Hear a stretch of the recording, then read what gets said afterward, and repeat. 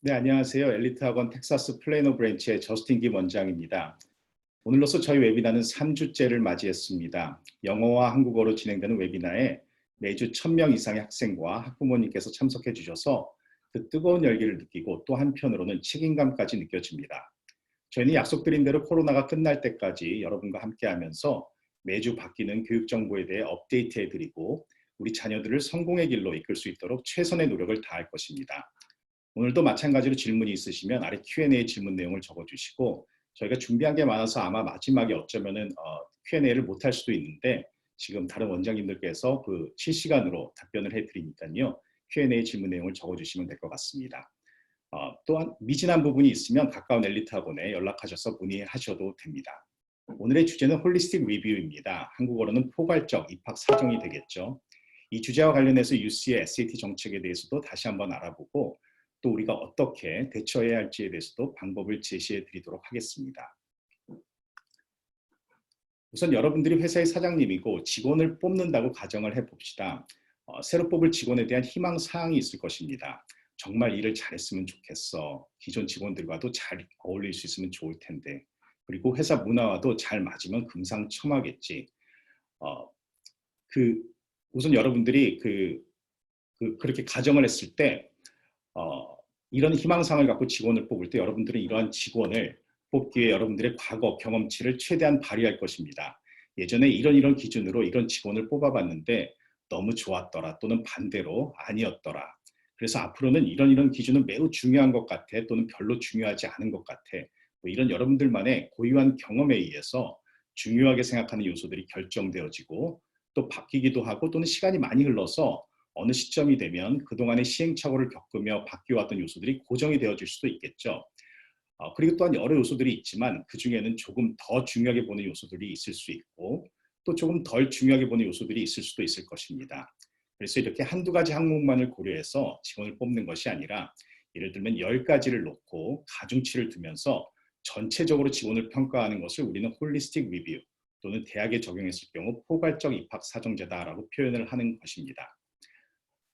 예를 들어 신입사원을 뽑을 때 10가지 항목이 이렇게 학력, 경력, 경험, 종교, 외모, 나이, 입사시험 점수, 리더십, 인터뷰, 지인의 추천이라고 했을 때 각 회사의 사장님들은 앞서서 설명드린 대로 자신의 경험에 의해서 각각의 항목의 중요성이나 우선순위를 달리 가져갈 것입니다.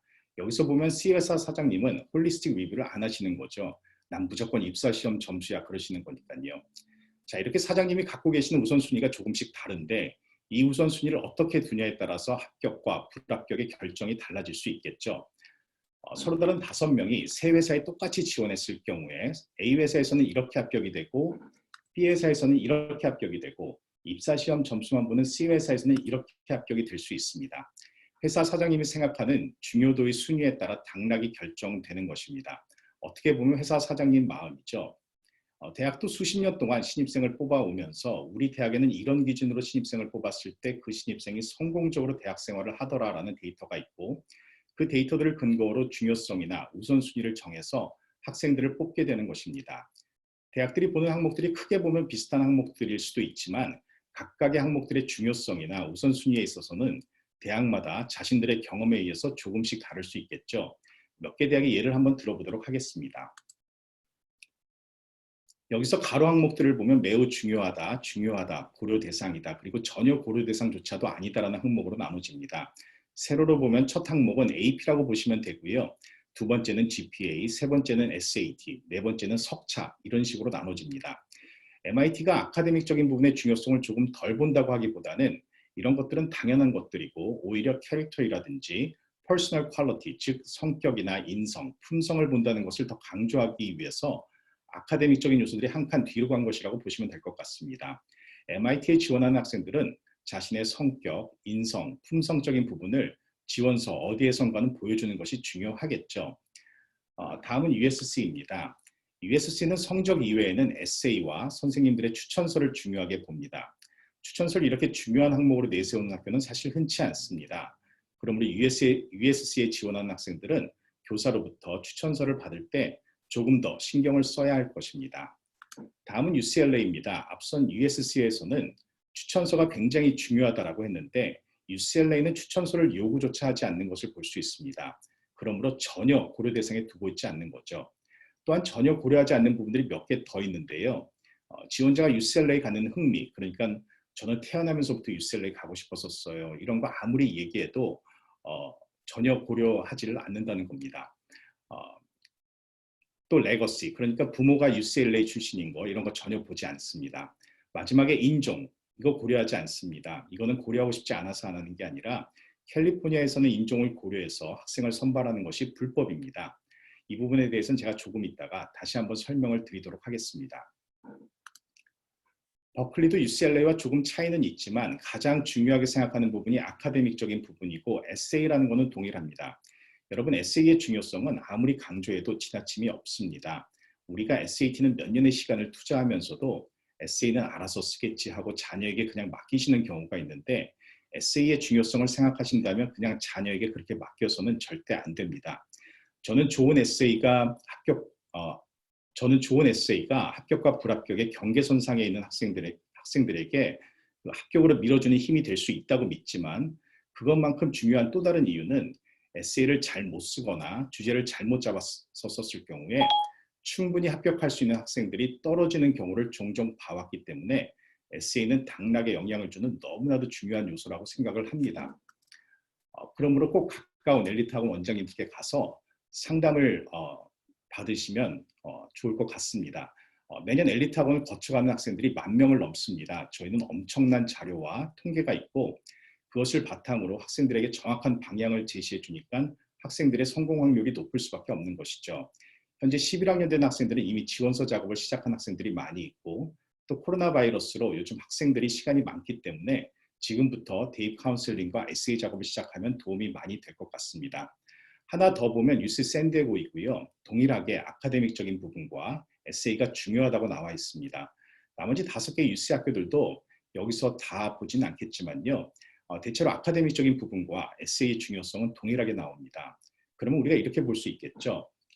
UC는 포괄적 입학 사정을 하는 대학입니다. 즉 여러 가지 요소들을 놓고 학생들을 평가하는데 그 중에서도 AP, GPA, SAT, essay 이 4가지 항목들은 다른 항목들에 비해서 조금 더 중요하게 생각한다고 말할 수 있을 것 같습니다. 대학 입장에서 다시 설명을 하면 신입생들이 우리 UC에 와서 성공적인 대학 생활을 하기 위해서는 이 4가지 AP, GPA, SAT, essay가 가장 중요하다는 거죠. 가장 그 학생의 성공을 예측할 수 있는 가장 높은 상관관계를 보이는 가늠자 역할을 하는 요소다 이렇게 말할 수가 있겠죠. 그러니까 이 4가지가 좋은 학생들을 뽑으면 우리 학교에 와서 성공할 확률이 높다라는 것이 됩니다. 그런데 요즘 이 4가지 중에 약간의 파열음이 들리는 것 같습니다. SAT 때문에 그런데요. UC에서는 SAT를 그대로 유지할지 또는 옵셔널로 할지 아예 폐지할지를 두고 장고를 거듭하고 있습니다. 왜 그럴까요? 시간이 지나서 보니까 SAT가 신입생들의 성공과는 큰 상관이 없다는 것을 발견한 것일까요? 실제로 2018년도에 UC 의회에서는 TF팀을 만들어서 신입생을 선발할 때 SAT가 여전히 좋은 가늠자 역할을 하는지 확인해 보라고 지시를 내렸습니다. 즉 이런 거죠. 현재 UC에서 공부도 잘하고 교우관계도 좋고 성공적으로 대학생활을 하는 학생들이 고등학교 때 제출한 SAT 점수가 높았는지를 역으로 검토해 보라는 겁니다. 만약 현재 UC에서 성공적으로 대학생활을 하고 있는 학생들이 고등학교 때 제출한 SAT 점수가 높지 않았다면 UC에서 성공적으로 대학생활을 하는 것과 SAT 점수와는 아무 상관이 없다라는 결론이 날 수 있는 거고 이렇게 된다면 입학 사정에서 SAT 점수를 굳이 고려해서 학생들을 뽑을 이유가 없게 되는 것이죠. TF팀에서는 그것을 확인한 결과 SAT가 학생들의 성공을 예측하는 가늠자 역할을 충분히 하기 때문에 SAT를 입학 사정에서 그대로 유지할 것을 추천한다고 금년 2월에 UC 의회에 보고를 했습니다.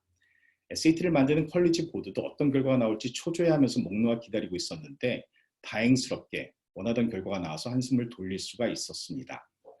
그런데 한 달 후에 코로나 바이러스가 온 거예요. 그리고 3월과 5월 SAT 시험이 연달아 취소가 되고 3월 31일 날 컬리지 보드의 데이빗 콜맨 회장이 그 취소된 2번의 시험은 금년에 더 추가해서 보겠다라고 했는데도 불구하고 그 다음 날인 4월 1일 UC에서는 그 취소된 2번의 시험 때문에 현재 11학년 학생들은 UC 지원할 때 SAT 점수를 제출 안 해도 된다라고 발표를 한 것이죠. 저는 이 뉴스를 보면서 이 뉴스를 들으면서 UC 지원서 마감이 11월 30일이고 UC는 통상 12월 SAT 점수까지 받아주기 때문에 앞으로 남은 시험만 7번인데 너무 성급한 결정이 아니었나라는 생각을 했습니다. 미디어에서는 UC가 주립대학의 맏형 역할을 해왔기 때문에 이번 UC의 결정이 다른 대학들에게도 많은 영향을 미칠 거라고 했는데 앞으로 더 나올지는 모르겠지만 4월 10일 현재 3,000개가 넘는 대학 중에 12개 대학만이 UC의 결정과 동일한 결정을 내리고 있습니다. 하버드 대학도 공식적으로 UC와는 다르게 현재 11학년 학생들도 여전히 SAT 점수를 제출해야 한다고 발표했죠. UC는 왜 자체조사 결과에서도 SAT가 성공적인 신입생을 선발하는데 중요한 가늠자 역할을 한다고 했음에도 불구하고 왜 이렇게 SAT를 건드리지 못해서 안달이 났을까요? 시선을 제가 살고 있는 텍사스로 돌려보겠습니다. 저는 2014년까지 엘리타운 캘리포니아 얼바인의 놀드 브랜치에서 원장을 하다가 2014년도에 텍사스로 옮겨와서 플래노와 알렌 그리고 사우트레이크 브랜치를 오픈했습니다. 텍사스에 오기 전에는 텍사스에 사는 분들이 이렇게 말을 타고 다니는 줄 알았는데 말이나 소는 지나가면서 많이 볼 수 있지만 말을 이렇게 직접 타고 다니시는 분들은 많이 못 봤습니다. 그것보다 제가 텍사스에 가서 놀란 것들이 몇 가지가 있는데요. 그중 하나가 텍사스 내에 있는 고등학교에서 신성적이 6% 이내이면 미국에서 48일 하는 대학인 UT 어스틴에 자동 입학을 한다는 것이었습니다. SAT 점수도 필요 없고 과외 활동도 필요 없습니다. UT 어스틴은 이렇게 뽑은 학생들로 신입생의 75%를 구성합니다. 나머지 25%의 학생들은 여기서 보는 바와 같이 홀리스틱 리뷰를 통해서 뽑는다고 되어 있습니다. 즉 UT 어스틴은 75%의 학생들은 홀리스틱 리뷰를 통해서 뽑지 않고 내신 하나인 단일 요소만 갖고 뽑고 25%의 학생들만 SAT를 포함한 과외활동 등등을 보면서 포괄적 입학 사정으로 학생들을 선발하는 것입니다. 물론 캘리포니아에도 비슷한 정책이 있기는 합니다. 내신 성적 9% 이내이면 UC 캠퍼스 중 하나의 입학을 개런티하는 정책이 있긴 한데요. 이거를 통해서 지원을 하면 거의 UC의 막내인 UC 몰세를 가게 되죠. 그래서 저는 캘리포니아에서 학생들의 대입 지원을 도와줄 때 이 제도를 이용해서 UC에 가는 학생들을 거의 본 적이 없습니다. 그러니까 유명무실한 제도이죠. 그런데 텍사스는 고교 내신이 6% 안에 들면 미국에서 48일을 하는 UT 어스틴에 자동 입학을 보장받습니다. 저는 처음에는 UT 어스틴이 공부 잘하는 상위 6% 안에 드는 학생들을 확보하기 위한 방침이라고 생각을 했습니다. 그런데 이상한 거는 이걸 왜 학교 정책이 아니라 텍사스 주법으로 정했을까라는 것이었죠.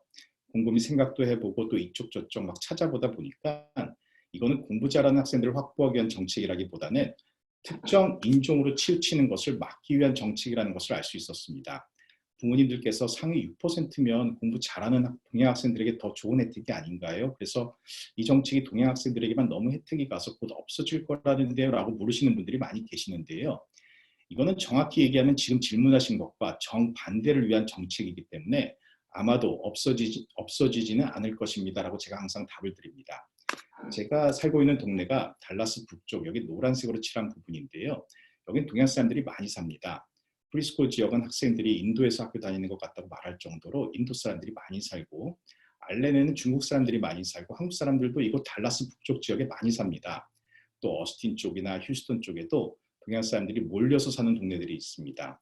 그래서 우리가 이런 동네에 살다 보니까 상위 6% 개런티 입학이라고 하면 거의 동양 학생들이 다일 것 같고 동양 학생들을 위한 정책인 것 같다고 생각을 하는데 사실 텍사스 전체로 보면 이런 동양 사람들이 몰려서 사는 동네는 1%도 안 되는 거죠. 나머지 99% 지역은 거의 백인, 히스패닉, 흑인들이 사는 동네입니다. 지금 제가 사는 데서 30마일만 내려가도 달라스 남쪽 지역에는 전교생이 거의 흑인으로 된 학교도 있습니다. 그리고 전교생이 거의 히스패닉으로 구성된 학교도 있고요. 이런 학교들은 동양 학생들이 많이 사는 지역의 학교와 아카데믹적으로 비교했을 때 수준 차이가 엄청나게 납니다. 그런데 여기서도 각자의 학교에서 상위 6% 안에 들면 미국에서 48위인 UT 어스틴에 자동으로 입학이 되는 것입니다. 만약 성적 위주의 입학 사정으로 학생들을 뽑았을 경우에 텍사스는 이제 100만 명 이상의 동양 사람들이 살기 때문에 동양 학생들의 비율이 커질 수밖에 없을 텐데 이 정책을 통해서 히스패닉이나 흑인들의 비율을 확보해 주는 것이 되는 거죠. 그래서 보시는 바와 같이 UT 어스틴의 인종 비율을 보면 백인 다음이 히스패닉이고 그 다음이 동양인이 되는 것을 볼 수 있습니다. 그러면 그냥 대학에서 동양 학생들을 인위적으로 적게 뽑으면 안 되나요? 라고 질문할 수 있는데 이는 최소한 캘리포니아와 텍사스를 포함한 9개 주에서는 인종을 고려해서 학생을 선발하는 것은 불법입니다. 즉 소수 우대 정책인 affirmative action은 불법이기 때문에 그렇게 인위적으로 할 수가 없는 것이죠. 그래서 텍사스는 이렇게 상위 6%로 전체 신입생의 75%를 구성해야 한다는 것을 주법으로 만들어서 히스패닉이나 흑인 등 소수 인종에 대한 비율을 확보해 주는 것입니다. UCLA는 현재 동양 학생들이 29%로 백인보다도 더 많고 인종 비율로는 학교에서 1위입니다. 하지만 2018년 11월에 고소를 당하게 되는데요. 그 이유가 여전히 인종을 보고 학생들을 뽑는 것 같다는 이유에서입니다. 1위가 중요한 게 아니라 인종을 보지 않고 뽑았으면 동양 학생들이 29%보다 훨씬 더 많아야 할 텐데 아무래도 인종을 보고 뽑으니 29%밖에 안 된다는 거죠. 그러니까 UC 입장에선 답답할 노릇입니다. 인종을 보고 뽑을 수도 없고 또 인종을 안 보고 뽑자니 동양 학생들이 너무 많아지고 지금도 동양 학생들이 타인종에 비해 더 많은데 아직도 적다면서 이렇게 고소까지 당하고 정말 이러지도 저러지도 못하는 상황에서 UC가 찾은 해법은 아마도 동양 학생들이 가장 강세를 보이는 요소인 SAT를 입학 사정에서 옵셔널 또는 배제를 시키면 동양 학생들의 비율을 합법적으로 확 줄일 수 있지 않을까 생각한 것 같습니다. 그리고 이는 2019년 12월에 캄튼 지역의 스쿨 디스트릭에서 흑인 학생들과 히스패닉 학생들이 UCLA 입학 사정에서 SAT 때문에 차별을 받는다고 SAT를 입학 사정 항목에서 제외시켜달라고 UCLA를 고소한 사건과도 궤를 같이 합니다. 컬리지 보드에서 제공한 이 차트를 보시면 동양 학생들은 25%, 즉 4명 중에 1명은 SAT에서 1,400점을 넘기는데 흑인을 보면 1%, 즉 100명 중에 1명만 1,400점을 넘기고 히스패닉 학생은 2%, 즉 100명 중에 2명만 1,400점을 넘깁니다. 수학 파트를 한번 볼까요? 회색이 동양 학생이고 우측으로 갈수록 점수가 높아집니다. 동양 학생들과 타인종 간에 얼마나 큰 차이가 나는지 맨 우측에 있는 750점에서 800점 사이에 있는 막대 그래프를 한번 비교해 보세요. 만약에 UC가 금년 포함해서 앞으로 계속 SAT를 옵셔널로 가져간다면 누가 피해를 볼지는 자명합니다. 그거는 동양 학생들이고 바로 우리 자녀들입니다. 아마 이렇게 예를 들면 더 이해하기가 쉬울 거예요. 예를 들어 외모를 중요하게 생각하는 어떤 회사에서 신입사원을 뽑을 때 이제 더 이상 외모를 보지 않겠다고 하면 정우성이 손해를 보겠습니까? 아니면 제가 손해를 보겠습니까? 예를 들어서 이제 제가 그 회사에 지원을 했다면요. 물론 뭐 크지는 않겠지만 아주 근소한 차이로 정우성이 손해를 더 많이 볼 겁니다. 즉 게임의 룰을 바꾸면 수혜자가 발생되고 피해자가 발생되는 법입니다. 그러면 우리는 어떻게 해야 할까요? 여러분 UT 어스틴이 상위 6% 안에 드는 학생들에게는 SAT 점수도 요구 안 하고 합격을 준다고 말씀을 드렸었죠. 그렇다면 텍사스에서는 상위 6% 안에 드는 학생들은 과연 SAT를 안 볼까요? 타인종까지는 모르겠지만 최소한 동양 학생들 중에는 6% 안에 들었다고 SAT를 안 보는 학생들을 저는 지난 6년 동안 단 한 명도 보지를 못했습니다. 모두 SAT를 봅니다. 그 이유는 첫 번째, UT 어스틴 말고도 다른 대학에 지원을 할 것이기 때문에 그렇고요. 두 번째는 그 전공, 전공이 뭐 공대나 경영대 같은 데 가려면은 기본적으로 SAT 점수를 1,500점을 넘겨야 됩니다. 그렇기 때문에 전공 때문에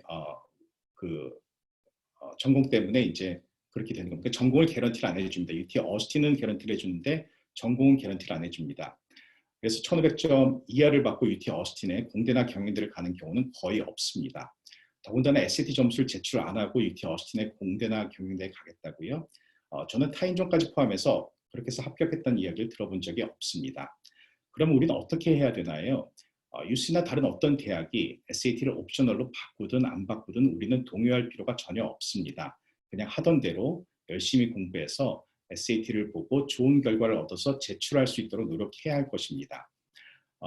이는 앞서서 말씀드린 이유와 동일합니다. 다른 대학에도 지원을 해야 하기 때문이고 전공 선택에 있어서 우위를 점해야 하기 때문이고 또 장학금 신청하는데도 도움이 되기 때문에 그렇습니다. 포괄적 입학 사정의 홀리스틱 리뷰에 대해서 좀 더 자세히 알아보는 시간을 갖도록 하겠습니다. 이 부분에 대해서는 엘리트 학원 애나하임 브랜치의 데이빗 원장님께서 이어서 설명을 드리도록 하겠습니다. 감사합니다.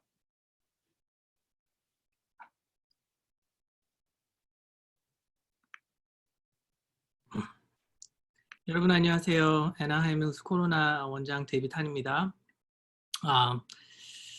저스틴 선생님이 너무 좋은 말씀 나눠주셨고요. 저는 이제 홀리스틱 리뷰에 대해서 조금 더 대화 나눠보도록 하겠습니다. 지금 밑에 질문이 올라오고 있는데요.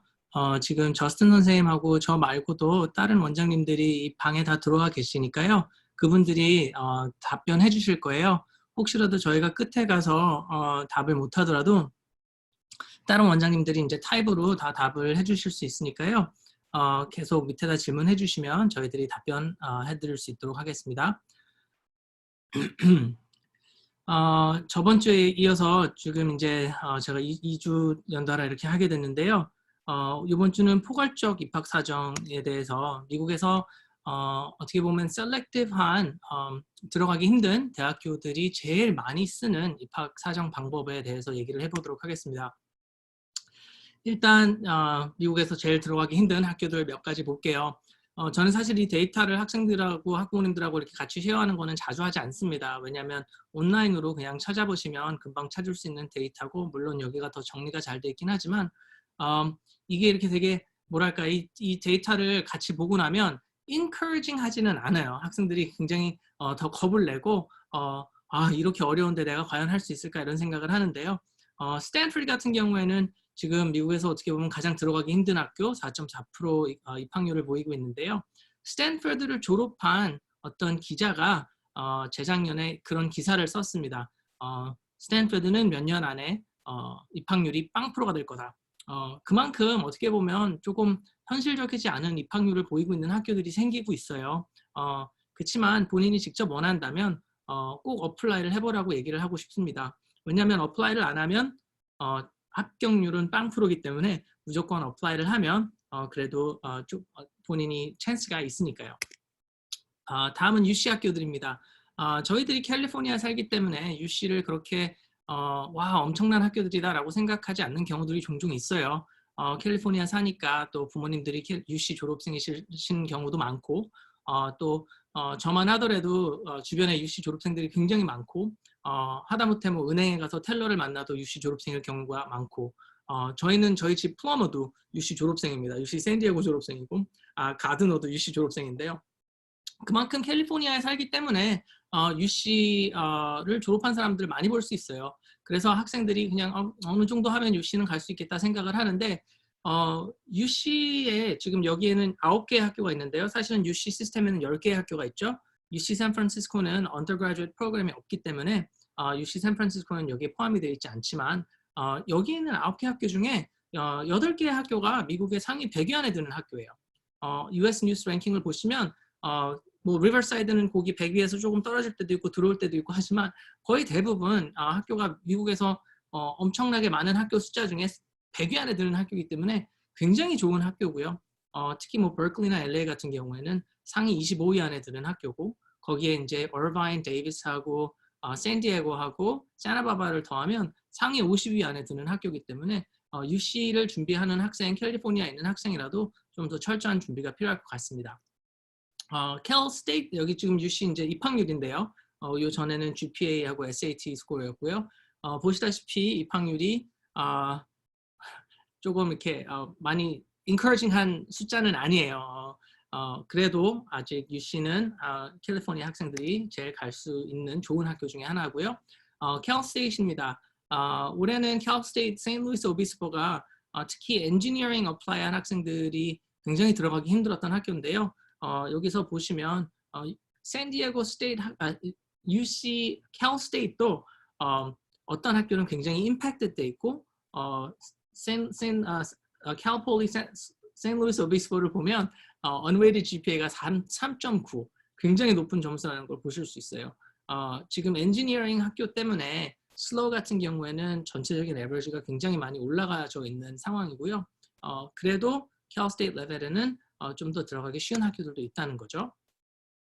전체적으로 보면 이런 질문을 할 수 있습니다. 왜 이렇게 어려워졌나? 도대체 세상이 어떻게 돼가고 있는 건 어떻게 돼가고 있길래 물론 코비드-19 때문에 더 어렵지만 왜 이렇게 어려워졌나라는 질문을 하고 상담을 하고 학부모님들 만나다 보면 가장 자주 듣는 말 중에 하나가 저 때는 이 정도 해서 뭐 B도 있고 C도 있었는데 저는 UCLA 갔는데 왜 우리 아이들은 뭐 좀 더 힘들다고 하지만 그래도 성적도 공부도 열심히 하고 있고 성적도 제가 다녔던 고등학교 시절보다 성적도 더 좋은 것 같은데 AP도 더 많이 들었는데 왜 안 됐나요? 뭐 이런 질문도 많이 받고 왜 데이빗 선생님 더 해야 된다라고 이렇게 더 어렵게 해야 된다라고 얘기를 하나요? 이런 질문을 많이 하시는데 아주 간단하게 제가 숫자로 보여드릴 수 있습니다. 지금 이거는 1990년대 UCLA랑 1919년도 UCLA 차이예요. 지원서를 낸 사람 숫자가 2만 명이 안 되는 숫자에서 11만 명으로 바뀌었고요. 그리고 acceptance, number of acceptance, 그러니까 합격증이 나간 숫자죠. 몇 명의 학생들이 합격을 됐는지의 숫자인데 8,800명에서 13,000명으로 더 늘었죠. 그만큼 acceptance rate은 많이 떨어졌습니다. 거의 50%였던 acceptance rate이 지금은 12%로 됐고요. 마지막에 보시다시피 튜이션도 올라갔어요.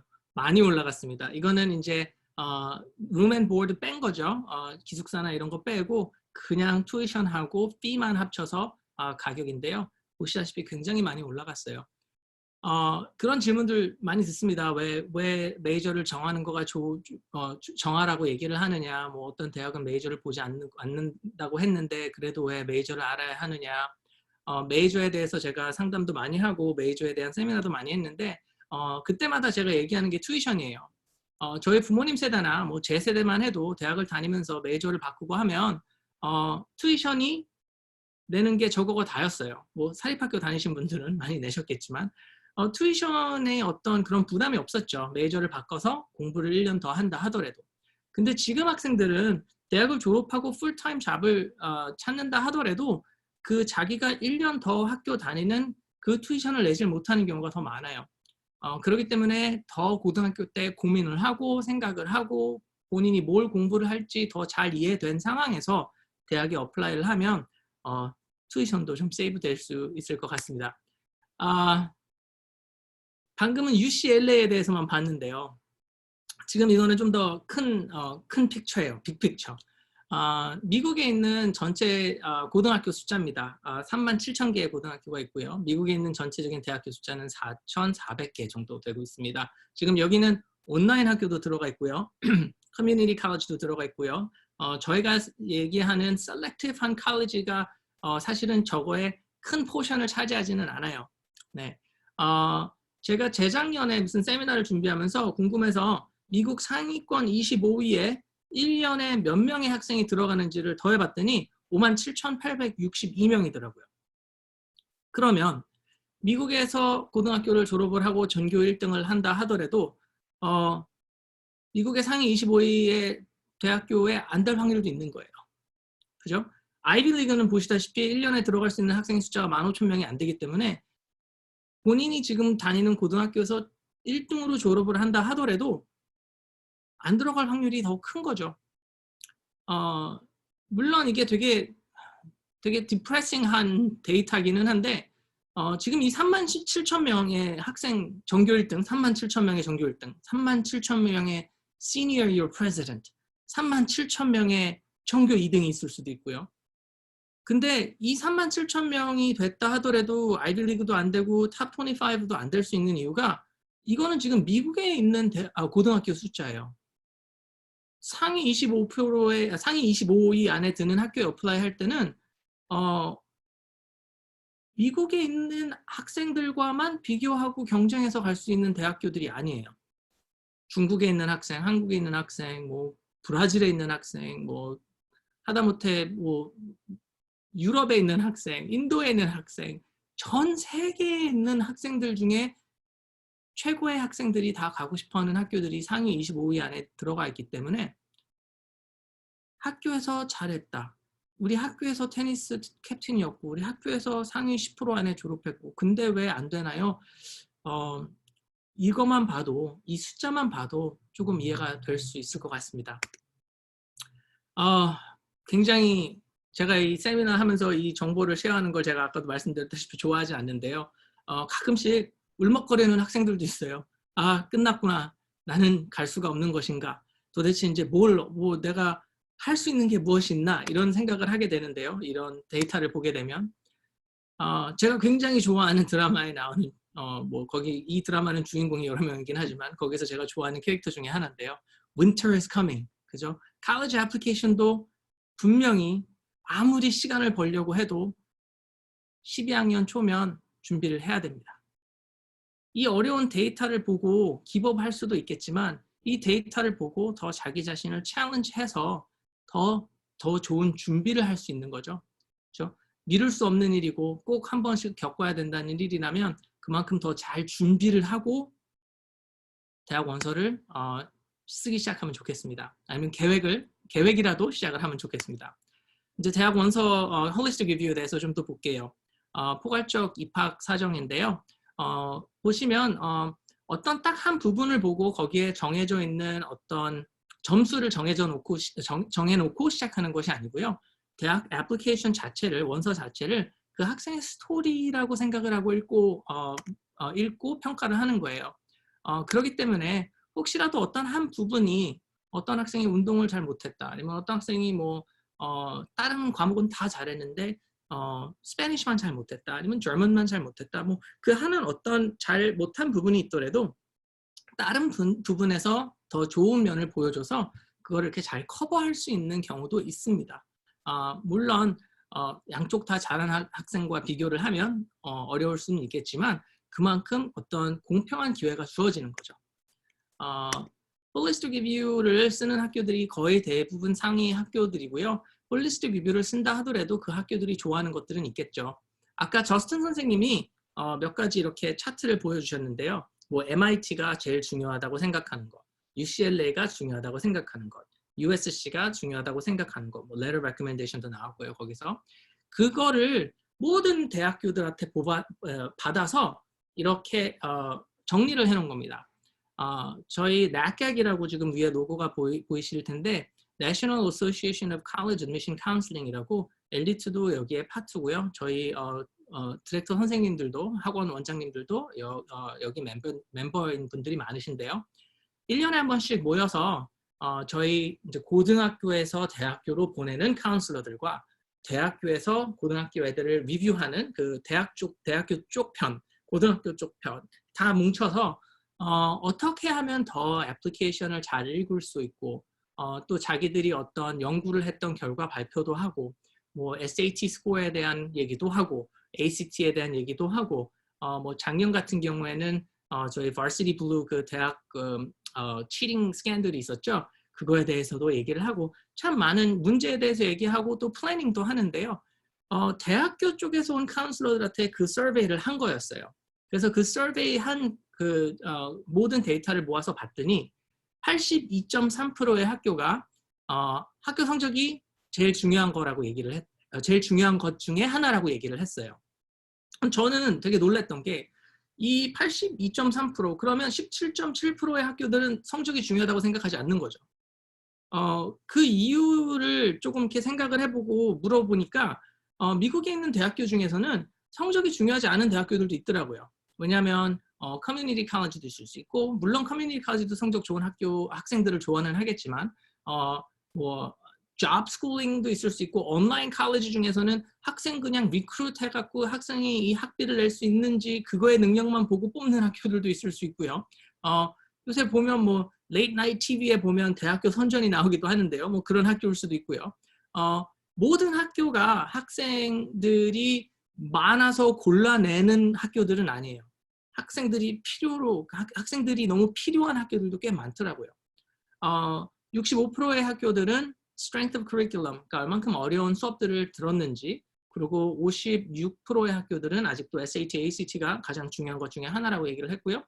43%의 학교들은 extracurricular activity에 대해서 얘기를 했습니다. 그리고 20%가 거의 되는 학교들이 에세이가 중요하다고 얘기를 했고요. 거의 18% 되는 학교들이 demonstrated interest, 그러니까 학생들이 보여주는 관심에 대해서 얘기를 했습니다. 그리고 15%가 letter recommendation을 얘기를 했는데요. 이 demonstrate interest를 처음에 딱 저도 보고 이게 이만큼이나 중요했었나 했어요. 근데 그거에 대한 궁금증을 풀려고 제가 동네에 있는 liberal arts 학교들을 막 여기저기를 가보기 시작했는데 제가 지금 여기 웨비나를 하고 있는 애나하임 힐스 엘리트에서 조금만 북쪽으로 올라가면 포모나 칼리지가 있습니다. 작은 리버럴 아츠 학교고요. 굉장히 좋은 학교예요. 근데 거기에 이제 클래먼 칼리지 5개 학교 중에 하비 머드라는 학교가 있는데요. 하비 머드는 리버럴 아츠 학교 중에서 엔지니어링이 굉장히 센 학교예요. 거의 뭐 엔지니어링으로는 탑 안에 드는 탑 5 안에 든다고 얘기할 수 있을 만큼 엔지니어링이 좋은 학교인데요. 제가 하비 머드에 저기 투어를 하고 인포 세션을 하고 거기 칼리지 어드미션 카운슬러들하고 얘기를 하는데요. 거기에 Assistant Dean of Admission이 그런 얘기를 하더라고요. 이 동네에 사는 아이들이 자기 학교에 어플라이를 했을 때, 하비머드에 어플라이를 했을 때 그 전에 한 번도 와보지 않고 어플라이를 하는 학생들을 보면 화가 난다라고 얘기를 하는 거예요. 그래서 제가 좀 깜짝 놀랐습니다. 아니, 화가 날 정도인가 이게? 그렇게 생각을 했는데 제가 약간 놀란 표정을 보더니 이분이 좀 더 설명을 하시는 게 만약에 여자친구한테 사귀자고 얘기를 하는데 그 전에 아무 관심 안 보이다가 갑자기 사귀자고도 아니고 그냥 우리 4년 동안 같이 살자라고 얘기를 하면 그 어떤 여자친구들, 남자친구들이 오케이 하겠냐는 거죠. 근데 학생이 이 대학교에 한 번도 관심을 보이지 않고 특히 이 동네에 살면서 한 번도 관심 보이지 않고 갑자기 헤이 4년 동안 같이 살자 그리고 학비도 좀 내줘 이렇게 얘기를 한다는 거죠. 그래서 자기는 그걸 보면 화가 난대요. 큰 UC 학교나 뭐 큰 퍼블릭 학교나 프라이빗 학교들도 이렇게 하는 데도 있겠지만 많은 학교들이 demonstrate interest를 중요하게 생각하진 않지만 만약에 학생이 작은 liberal arts 학교에 관심이 있다면 demonstrate interest는 굉장히 중요한 것 같아요. 제가 올해도 제가 관리하던 학생들 중에 liberal arts 학교를 어플라이한 아이들이 꽤 됐는데요. 무조건 가서 투어를 하고 인포 세션을 듣고 그리고 돌아왔을 때 거기에서 인포 세션을 리드했던 어드미션 카운슬러 비즈니스 카드 같은 걸 받아서 꼭 이메일을 쓰게 합니다. 만약에 제가 이메일을 쓴다면 안녕하세요. 전 데이비 탄인데요. 가서 비짓을 하고 인포 세션을 듣고 너무너무 좋은 시간 갖고 제가 원래 가지고 있던 관심이 확인되는 시간이었습니다. 제가 이 학교에 대해서 더 알고 싶고 이 학교가 제 first choice인데요. 혹시 이 학교에서 뭐 overnight stay opportunity나 아니면 뭐 클래스를 들을 수 있는 기회를 주실 수 있다면 저한테 알려주시면 감사하겠습니다. 그런 식으로 이메일을 써서 그 학교 카운슬러한테 보내는 거죠. 그 대학교한테. 근데 재미있는 게 리플라이가 굉장히 금방 와요. 그리고 first name basis가 됩니다. 한 명 같은 경우에는 나중에 그분한테 인터뷰도 할 수 있었어요. 그렇기 때문에 demonstrate interest는 작은 liberal arts 학교를 목표로 하는 아이들한테 굉장히 중요하다는 거 한번 확인하고 넘어가고 싶었어요. UC는 지금 14개의 팩터가 있는데요. 이 14개 팩터를 다 go over 할 수는 없고 이 14개 팩터 중에 재미있는 부분은 6개가 다 학교 성적이라는 거죠. GPA, 그죠? 그 다음에 performance in number of courses beyond A through G requirement. 학교에 minimum require 돼 있는 클래스들보다 얼만큼 더 많이 들었는지, 또 성적은 어땠는지. 그 다음에 UC에서 approve 돼 있는 honor course, AP나 IB course나 아니면 다른 UC approve honor course를 몇 개나 들었는지. 그 다음에 아까 저스틴 선생님이 텍사스에 6% 얘기하셨죠? 캘리포니아 9%죠? Eligibility and Local Context. 이건 캘리포니아 레지던트한테만 주어지는 거고요. 그 다음에 시니어 이어에 무슨 클래스를 듣는지. 시니어 이어. 그죠? 가끔씩 보면 시니어 이어에 학생들이 공부 안 하려고 그래요. 그래갖고 뭐 수업 4개만 듣고 숏데이 하고 그러는데 지금 주니어들, 시니어 이제 되죠? 클래스를 정하기 전에 엘리트 카운슬러나 아니면 학교 카운슬러들이 다 어떻게 보면 이거에 대한 정확한 인포메이션을 주지 못할 수도 있기 때문에 엘리트 카운슬러나 아니면 대학교 가이던스 카운슬러나 누구한테든지 이걸 좀 조언을 듣고선 내년에 클래스를 고를 수 있으면 좋겠어요. 내년에도 어려운 클래스들 들어야 되고 내년에도 많은 클래스를 들어야 됩니다. 시니어 이어에 4개, 5개 듣는 건 만약에 본인이 좋은 대학을 목표로 한다면 굉장히 큰 나중에 덫이 될 수 있어요. Outstanding performance in one or more academic subject area 이것도 뭐 본인이 관심이 있는 과목 외에 다른 과목들을 얼만큼 잘 했는지 이수했는지 퍼포먼스죠. 그렇기 때문에 학교에서 듣는 학교 클래스들을 얼만큼 잘 매니지 했는지 그거가 사실은 UC에서도 제일 중요한 것 중에 하나라는 거 보실 수 있고요. 대학교 애플리케이션을 보면 이렇게 세 가지로 대략 언제나 나누게 되는데요. Academic Profile, Extracurricular Activity Profile, 그 다음에 Personal, Family Information이 있습니다. Academic Profile을 브리프하게 지나갈게요. 많이 아실 거예요. GPA 있고 뭐 어떤 클래스 들었는지 있고 그리고 뭐 얼마큼 잘했는지 있고 UC를 목표로 하는 학생들은 weighted GPA, unweighted GPA 둘 다 보니까요. 무조건 쉬운 클래스 들어서 4.0 받는 거 소용없고요. 10학년, 11학년 GPA가 클래스들이 GPA calculate 하는데 이용이 됩니다. 9학년 거는 포함이 안 되고요. 정확히 얘기하면 10학년 전 썸머, 그 다음에 10학년, 10학년, 그 다음에 11학년 그 사이 썸머, 그 다음에 11학년 이후의 썸머까지 합쳐져서 GPA 계산되고요. UC는 A 플러스 마이너스 상관 안 하고 letter grade만 보니까요. B 플러스에 집중을 해서 A 마이너스로 올리는 거가 어떻게 보면 가장 큰 차이를 만들 수 있는 거고요. Only academic classes factor in 이것도 재미있는 건데요. 저희 동네에 있는 학교들을 보면 어떤 학교는 speech and debate이 academic class로 approve가 돼 있고 어떤 학교는 speech and debate이나 newspaper가 academic class가 아니에요. 그러면 학생이 운동도 하고 speech and debate도 듣고 그 다음에 ASB도 하고 그러면 나중에 아카데믹 클래스 GPA를 보려고 그러면 학생이 들은 클래스가 3개나 4개밖에 안 되는 거예요. 다른 아이들은 6개, 7개 들었는데. 그죠? 이런 거 굉장히 잘 플래닝하고 해야 돼요. 9학년 때부터 이거를 잘 플래닝하고 본인이 다니는 고등학교에서 어떤 기회가 주어지는지 이해를 한 다음에 해야 되기 때문에 아카데믹 플래닝 너무너무 중요합니다.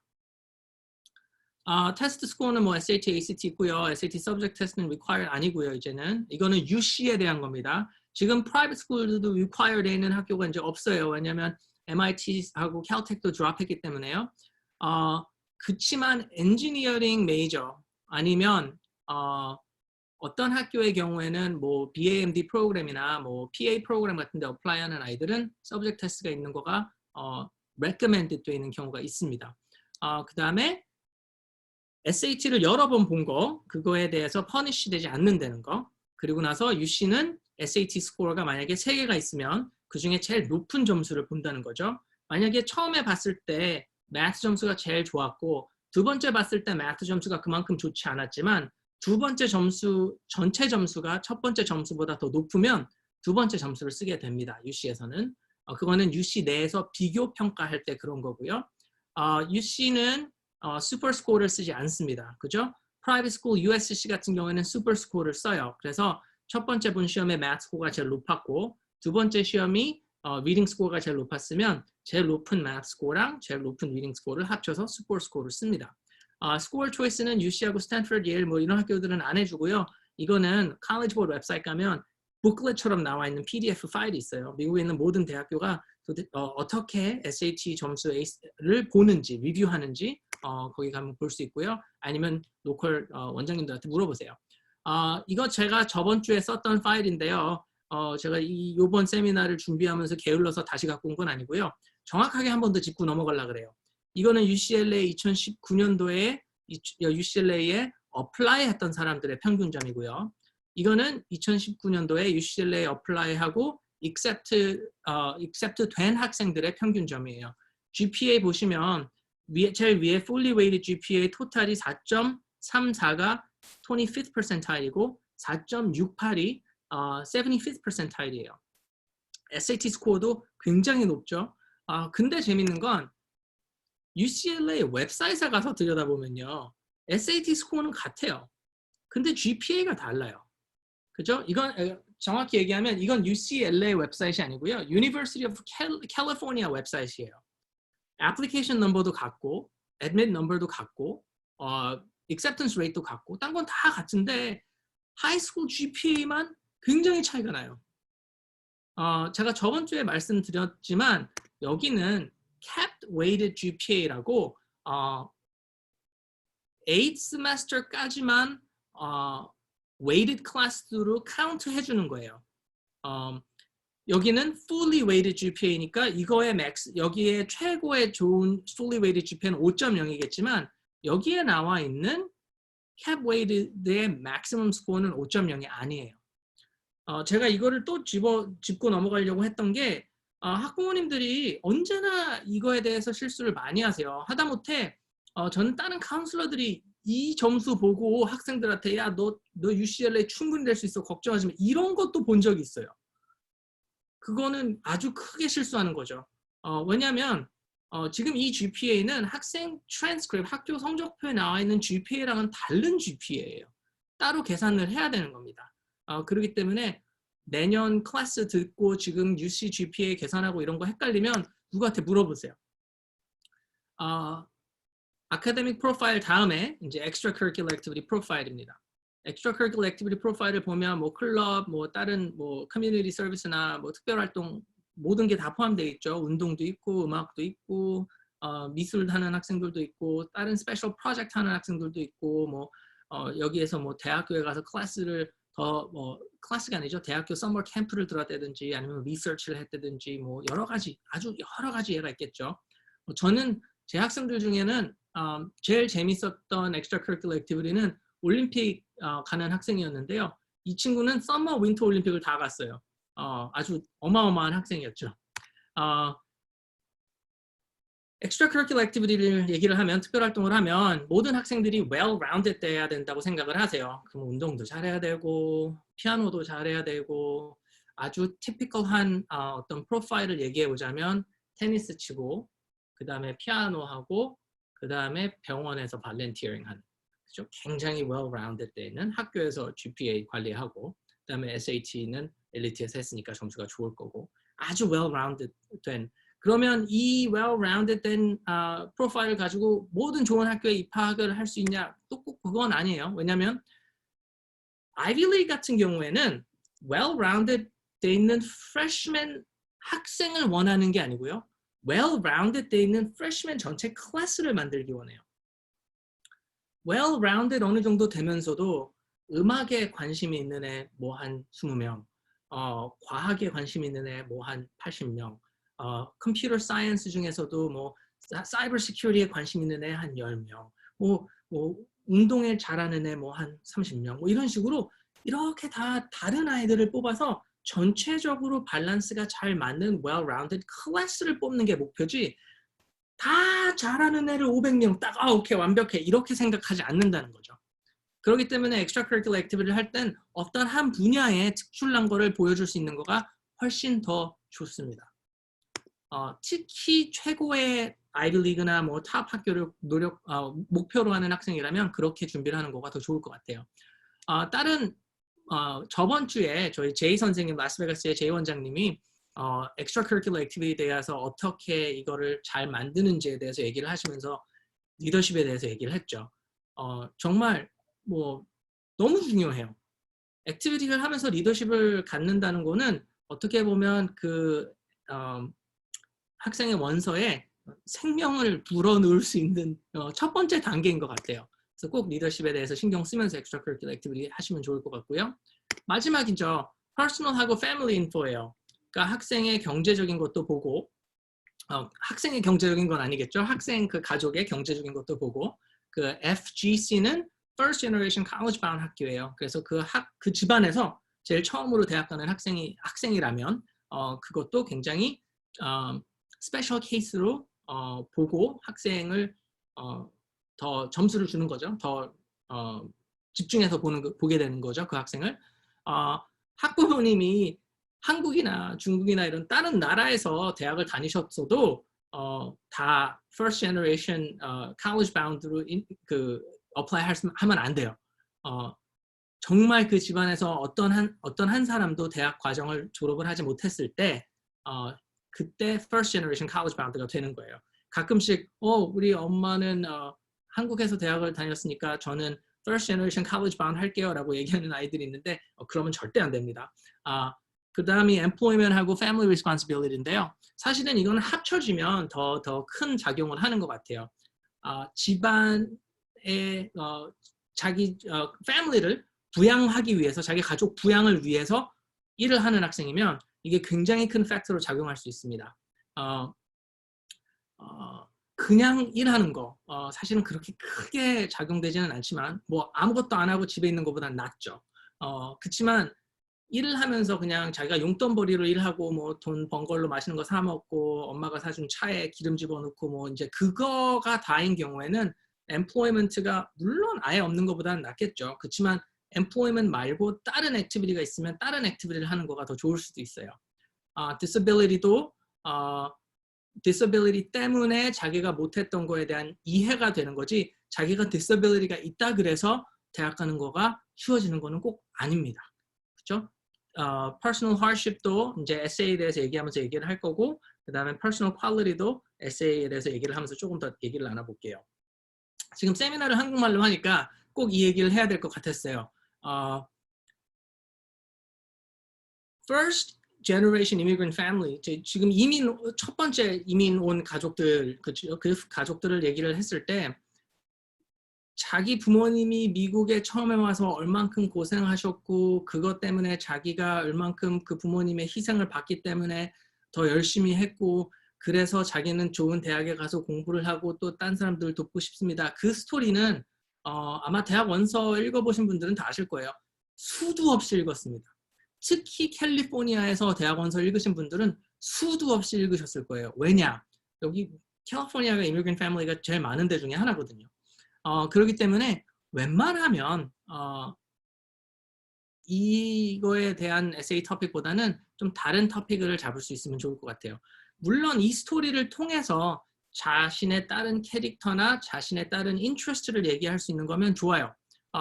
예를 들어 제 학생 중에 주말마다 이제 그 마룻바닥 깔고 타일 깔고 이제 그런 거 하는 학생이 있었어요. 아버님이 그 가족이 그런 비즈니스를 하시고 또 컨트랙터로 일을 하시고 그래서 아들이 주말만 되면 가서 그걸 도와주고 아주 착한 아이였는데요. 스토리를 처음에 에세이를 썼을 땐 부모님이 일하는 걸 보고 자기가 그렇게 돼서 그걸 보고 깨달음이 많아서 더 열심히 하고 머리가 100번, 1000번 읽었던 그 스토리였는데 거기서 이 학생은 디자인 쪽으로 가고 싶었거든요. 메이저가. 그러면 이 스토리를 어떻게 써서 포인트를 디자인에 맞출 수 있느냐 생각을 하고 고민을 한 결과 매주 다른 사람 집안에 들어가서 타일을 깔고 before하고 after를 보는 거죠. 타일을 깔고 뭐 바닥을 깔고 카펫을 깔기 전과 그 후. 그걸 보면서 거기서 자기의 어떤 인트레스트가 생기기 시작한 거예요. 이 집은 왜 이렇게 했지? 저렇게 하는 게 더 좋을 텐데. 이 친구는 일을 하면서 그 위에 있는 거를 보고 느낀 거죠. 그죠? 물론 자기의 관심사에 대한 에세이가 됐어요. 이제는 이미그레이션 스토리가 아니고 자기 관심사에 대한 에세이인데 이미그레이션이 녹아 들어가 있는 거죠. 거기서 얼만큼 열심히 일을 하면서 또 부모님을 얼만큼 도왔고 그런데 결국은 자기 관심사에 대한 에세이가 되는 거예요. 그런 식으로 조금씩 돌려서 쓰면 훨씬 좋을 것 같습니다. 또 가장 많은 에세이를 이제 쓰다 보면 퍼스널 인포메이션에서 가장 중요한 게 에세이이기 때문에 에세이를 쓰다 보면 데이비 선생님 어떡하죠? 저는 인생이 거의 완벽했어요. 한 번도 이렇게 어려운 적이 없었기 때문에 뭐 다른 애들은 뭐 아프기도 했고 뭐 부모님이 이혼하기도 했고 뭐 여러 가지 뭐 인터넷을 보니까 어마어마한 obstacle이 많았는데 어려운 것들이 많았는데 저는 그냥 오렌지 카운티에서 살면서 주말마다 운동도 재밌게 했고 가족도 화목하고 부모님 뭐 인컴도 좋고 그럼 전 대학 갈 수 없는 건가요? 절대 그렇지 않죠. 꼭 트래직 스토리가 있다고 대학을 갈 수 있는 건 아닙니다. 있는 경우도 있죠. 그게 그래서 뉴스가 되는 거예요. 그런 트래직 스토리가 뉴스가 되니까 학생들이 뉴스를 읽고 그래야지만 갈 수 있나 보다 하는데 그런 스토리가 자주 있는 게 아니니까 뉴스가 되는 거죠. 거의 대부분의 학생들은 어려움 없습니다. 다 잘 공부하고 좋은 가정에서 화목하게 자라고 그러고서는 대학에 어플라이하는 학생들이 거의 대부분 학생들이고요. 만약에 그런 어려움이 있었다면 만약에 그 어려움이 국민학교 때 있었다면 웬만하면 그 스토리는 완전 life altering 이벤트가 아니었던 경우면 안 쓰는 거가 좋고요. 자기가 고등학교 때 있었던 어려움이 만약에 있었다면 그 어려움에 대해서 쓰는 거는 괜찮습니다. 하지만 본인이 가졌던 어려움에 대해서 쓸 때 가장 중요한 건 자기 자신을 피해자라고 쓰면 안 돼요. 아니 자기 자신이 피해자인데 어느 대학교에서 피해자를 우리 대학은 피해자만 다 받을 거예요. 어느 대학이 그렇게 하겠습니까? 절대 자기 자신을 cry baby로 표현을 하면 안 됩니다. 그렇게 하지 않는 대신에 자기가 빅터가 돼야 돼요. 이겨낸 사람인 거죠. 승리자가 되는 거예요. 이 승리자가 되어야지 대학교에서 이 학생은 어려움이 있었지만 그 어려움을 잘 이겨냈고 그 이후에 더 괜찮은 사람이 됐구나. 이 뒤에 어려운 거 뒤에 오는 거가 사실은 더 중요한 스토리예요. 그렇기 때문에 그 어려운 거에 대한 에세이를 쓸 때는 그 포션을 잘 잡아야 됩니다. 대학 입시에서 어떻게 보면 모든 대학 입시를 줄여놓을 수 있는 거네요. 오늘의 테이크어웨이인데요. 학생이 자기가 주어진 기회를 얼만큼 잘 활용했는지가 어떻게 보면 제일 중요한 문제인 것 같아요. 대학교에선 어마어마한 기회를 줄 수 있습니다. 근데 학생이 고등학교에서 주어진 기회를 활용을 못했다면 대학교에서 더 큰 기회를 줄 필요가 없겠죠. 그렇기 때문에 좋은 프랩 학교 다니면서 어떻게 해서든지 4.0 받으려고 쉬운 클래스만 슬슬 들어서 4.0 만든 학생들이 대학교 어플라이 할 때 잘 안 되는 경우가 많은 게요. 왜냐하면 이만큼의 좋은 프랩 학교를 다녔으니까 이만큼의 기회가 있었는데 이만큼밖에 활용을 안 한 거죠. 그렇다면 대학교에서는 더 큰 기회를 줄 이유가 없는 겁니다. 이거는 academically, educationally도 그렇고 life opportunity도 있습니다. 굉장히 부유한 집안에서 자라서 더 많은 도움을 줄 수 있고 더 많은 인플루언스를 줄 수 있었던 기회가 있는 아이들은 그만큼 더 많은 거를 해야 되는 거고요. 만약에 저희가 이제 도와주는 non-profit organization들이 있는데요. 그런데 보면 되게 어렵게 공부하는 아이들이 있어요. 기회가 많지 않았지만 또 그거를 maximize 해갖고 잘 활용을 했을 때는 그만큼 또 그 아이들한테는 좋은 스토리가 될 수 있는 거고 더 좋은 디렉션이 될 수 있는 거기 때문에 저희가 대학 입시하고 뭐 방향 제시하고 질문에 대한 대답하지만 언제나 이거는 염두에 두고 생각하셔야 됩니다. 이거를 생각하시면 많은 질문들이 그냥 대답될 수 있어요. extracurricular activity 해야 되나요? 이걸 생각하시면 답이 될 수 있고요. AP 클래스 들어야 되나요? 이걸 생각하시면 답이 될 수 있고요. 언제나 이거에 대한 생각을 하실 수 있으면 좋을 것 같습니다. 오늘 제가 준비한 게 너무 많고 말을 빨리 하는데도 다 커버하는데 굉장히 시간이 오래 걸렸거든요. 그래서 아마 Q&A를 할 수 있는 시간이 많지는 않을 것 같아요. 그래도 몇 가지 질문이 들어오기는 했는데요. 저희가 볼 수 있나요? 네. 저희 온라인에 있는 다른 원장님들이 다 잘 대답해 주신 것 같아요. 또 궁금한 거 있으시면 언제든지 저희 연락 주시고요. 저희는 그러면은 다음 주에 또 뵐 수 있도록 하겠습니다. 오늘도 같이 해주셔서 감사하고요. 또 질문 있으면 언제든지 연락 주시기 바랍니다. 감사합니다.